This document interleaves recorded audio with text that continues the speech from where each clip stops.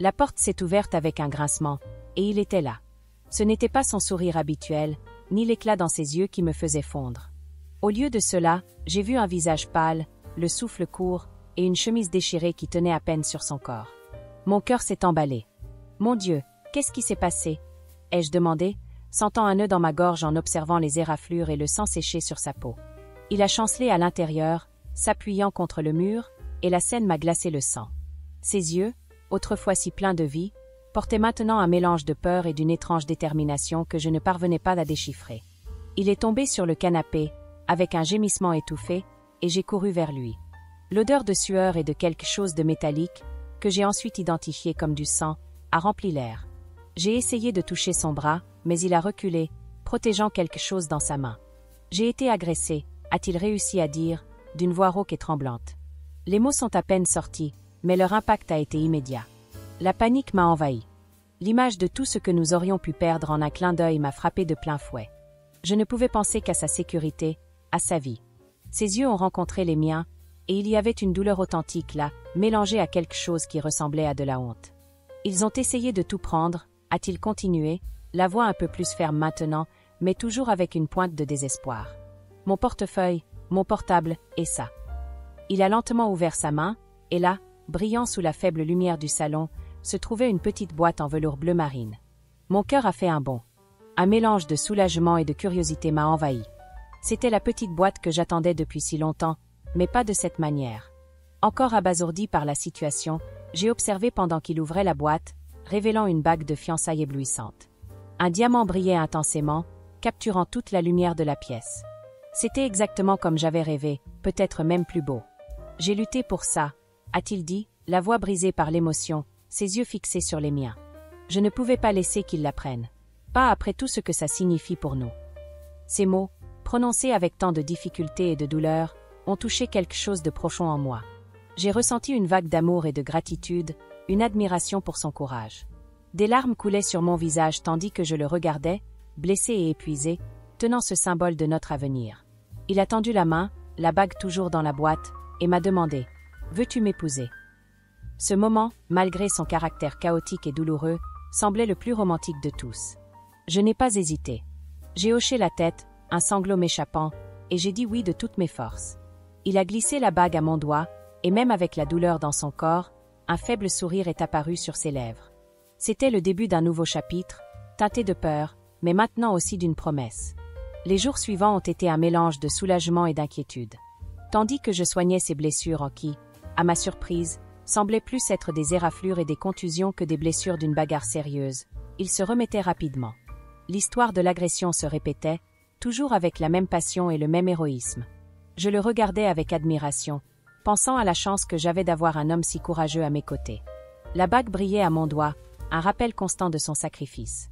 Il s'efforçait de paraître bien, mais je remarquais quelques détails étranges. Il évitait de parler de l'agression en profondeur, changeant rapidement de sujet chaque fois que je posais des questions plus spécifiques sur l'incident. Il disait qu'il ne voulait pas m'inquiéter, que l'important était que nous étions ensemble et que la bague était en sécurité. J'acceptais les explications, peut-être par pure ingénuité ou par désir de croire à la version qu'il me donnait. Après tout, il avait été si courageux, n'est-ce pas? Pendant cette période, il est devenu encore plus attentionné, presque comme s'il voulait compenser l'expérience traumatisante. Des fleurs apparaissaient à la porte, des dîners romantiques à la maison devenaient une routine, et il me comblait de petits gestes d'affection. C'était un bonheur intense, un conte de fées qui surgissait après une tempête. Je me sentais la femme la plus aimée du monde, et l'idée que nous avions surmonté un si grand défi ensemble ne faisait que renforcer notre union. Nos projets de mariage commençaient à prendre forme. Nous recherchions des lieux, des styles de décoration, et je me surprenais à rêver éveillé du grand jour. Il participait activement, faisant preuve d'enthousiasme et d'opinion claire sur chaque détail. Il semblait que rien ne pourrait nous ébranler, que l'avenir était tracé et serait parfait. Le passé, avec l'agression et les blessures, semblait n'être qu'un sombre prologue à une histoire d'amour épique. J'étais aveugle, ou peut-être préférais-je l'être. Mes amis et ma famille ont été émus par l'histoire de l'agression héroïque. Ils le louaient, disant qu'il était un véritable exemple de courage et d'amour. Je ressentais une immense fierté en voyant l'admiration dans leurs yeux. Chaque éloge renforçait le récit qu'il avait construit, le cimentant dans l'esprit de tous, y compris le mien. Je vivais un rêve, et il n'y avait absolument rien qui me ferait douter. La vérité, cependant, était à l'affût, silencieuse et implacable, attendant le bon moment pour se révéler. La vie a suivi son cours, et l'euphorie des fiançailles a commencé à se calmer, cédant la place à la routine. C'est pendant cette période de normalité que les petites choses ont commencé à attirer mon attention. Ce n'étaient pas de grandes alarmes, juste de petits bruits au fond de mon esprit, comme un goutte-à-goutte constant qui, avec le temps, finirait par remplir un seau. J'essayais de les ignorer, les attribuant au stress des préparatifs du mariage ou à ma propre anxiété. Mais ils étaient là, murmurant.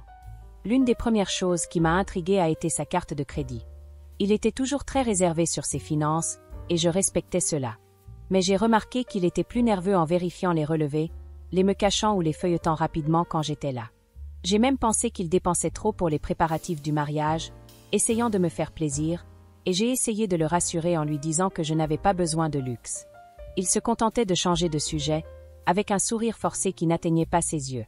Il a également commencé à s'éloigner un peu certaines nuits. Il disait qu'il réglait des choses au travail ou rendait visite à sa famille, mais les explications étaient toujours vagues, sans beaucoup de détails. Avant, il partageait tout, chaque détail de sa journée.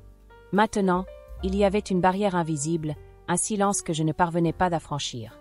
Je ressentais une pointe d'étrangeté, mais je l'éloignais rapidement, me convainquant que j'étais paranoïaque. Après tout, les gens changent, la vie change, n'est-ce pas? Son téléphone portable est devenu un objet presque sacré. Il ne le laissait jamais sans surveillance et, si je m'approchais quand il l'avait, il le tournait rapidement ou le rangeait dans sa poche. Les messages arrivaient à tout moment, et il répondait avec un air furtif, comme s'il cachait quelque chose d'important. J'ai demandé quelquefois qui c'était, et il répondait toujours que c'était des collègues de travail ou d'anciens amis, mais son ton était défensif. La méfiance a commencé à planter de petites racines dans ma poitrine. Malgré ces petites fissures dans la façade, je m'efforçais de garder la foi. Je l'aimais, et la bague à mon doigt était une preuve physique de son amour et de son héroïsme. Mon esprit luttait pour concilier l'image de l'homme qui avait lutté pour moi avec les petits secrets qu'il gardait maintenant. Je voulais croire que tout allait bien, que mes inquiétudes n'étaient que le fruit de mon imagination. Mais l'intuition, cette voix silencieuse en moi, a commencé à murmurer que quelque chose n'allait pas. Un jour, la curiosité m'a vaincue. Il était sorti pour une prétendue réunion de travail, et le relevé de carte de crédit, qu'il gardait si jalousement, était sur la table du salon, apparemment oublié. Une partie de moi criait de ne pas regarder, de respecter sa vie privée. Mais l'autre partie, celle qui était inquiète des petits secrets, m'a poussée. Les mains tremblantes, j'ai pris l'enveloppe et j'ai commencé à l'ouvrir. Le cœur battait fort, un mauvais pressentiment commençait à se former. Alors que mes yeux parcouraient les transactions, chaque ligne était un petit choc. Des achats dans des magasins où je n'avais jamais mis les pieds, des restaurants qu'il n'avait jamais mentionnés, et puis, un nom qui m'a fait m'arrêter. Un hôtel de luxe.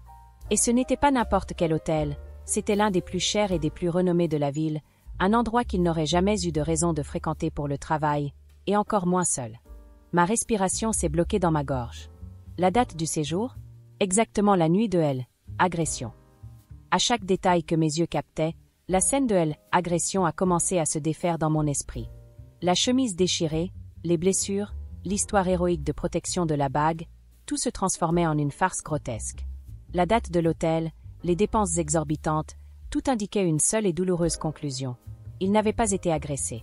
Il était ailleurs, avec quelqu'un d'autre, à ce moment précis où je l'attendais avec impatience à la maison. La ligne suivante du relevé a confirmé mes pires craintes. Non seulement l'hôtel, mais aussi des dépenses dans un bar de luxe, la même nuit. Une quantité considérable de boissons, indiquant que ce n'était pas seulement une rencontre rapide. Son image, blessée et couverte de sang, a implosé dans ma mémoire, remplacée par la vision d'un homme riant, trinquant avec une autre personne.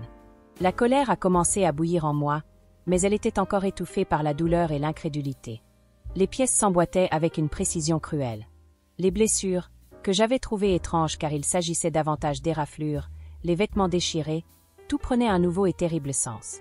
Il n'avait pas lutté contre des agresseurs. Il s'était battu. Et avec qui se battrait-il dans un hôtel de luxe, après avoir passé la nuit? La réponse était évidente, mais elle me frappait quand même comme un éclair, le mari de l'autre femme. L'homme que j'aimais, mon fiancé, était un menteur, un traître, et j'étais tombée dans sa toile d'illusion. L'air a quitté mes poumons. Mes mains tremblaient tellement que le relevé est tombé par terre. Là, jeté sur le tapis du salon, se trouvait la preuve irréfutable que tout mon bonheur n'était qu'un mensonge construit sur des décombres. Les larmes, qui étaient auparavant d'émotion et de joie, coulait maintenant chaude, chargée de douleur et d'une colère profonde. Je regardais la bague à mon doigt, qui brillait autrefois comme un symbole d'amour, et maintenant elle semblait se moquer de mon ingénuité. Mon esprit essayait de digérer l'information, mais c'était trop. Son image, fragilisée et courageux, me demandant ma main, s'est brisée en 1000 morceaux. Je me sentais humiliée, utilisée.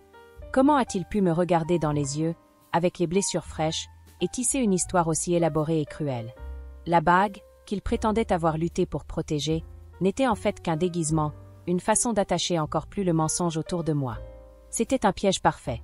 Je me suis souvenu des petits détails qui me dérangeaient, la nervosité avec le relevé, le téléphone portable caché, les sorties mystérieuses. Tout s'emboîtait maintenant, formant un tableau macabre d'infidélité et de déception. Il n'était pas en train de régler des choses au travail, ni en train de rendre visite à sa famille. Il vivait une double vie, et moi, l'idiote amoureuse, était en plein centre de sa farce, sans la moindre idée. Les pleurs sont devenus incontrôlables, une plainte silencieuse qui résonnait dans la maison ride. La douleur de la trahison était presque physique. J'avais partagé mes rêves, mes espoirs, mon avenir avec un homme qui m'avait trompé de la manière la plus vile possible. L'amour que je ressentais s'est transformé en amertume, en une sensation de ne plus jamais pouvoir faire confiance à quelqu'un. La personne en qui j'avais le plus confiance m'a brisé sans même élever la voix. Je me suis levée, les genoux faibles, et j'ai marché jusqu'au miroir. Mon reflet était celui d'une femme aux yeux gonflés et au visage maculé de larmes. Cette bague, si désirée, pesait maintenant à mon doigt, un rappel constant de l'humiliation. La fantaisie était terminée. Le mensonge, aussi élaboré fut-il, avait été exposé. Et maintenant, je devais décider quoi faire de cette vérité brutale. La première chose que j'ai faite a été d'enlever la bague. Elle a glissé facilement de mon doigt, comme si elle n'avait jamais appartenu là. L'éclat du bijou, autrefois si hypnotisant, semblait maintenant froid et sans vie. Je l'ai posé sur la table, à côté du relevé froissé, un témoignage silencieux de la trahison. Chaque centimètre de mon corps me faisait mal, mais la douleur du cœur était incomparablement pire. C'était la douleur d'une croyance brisée, d'un futur défait avant même de commencer. Quand il est rentré à la maison, des heures plus tard, avec son sourire habituel, sa farce est devenue encore plus évidente. Il a demandé comment s'était passée ma journée, avec une normalité choquante, comme si rien ne s'était passé. Mes yeux se sont fixés sur les siens, essayant de trouver une trace de culpabilité, de regret, mais je n'ai vu que la même indifférence qui masquait le mensonge.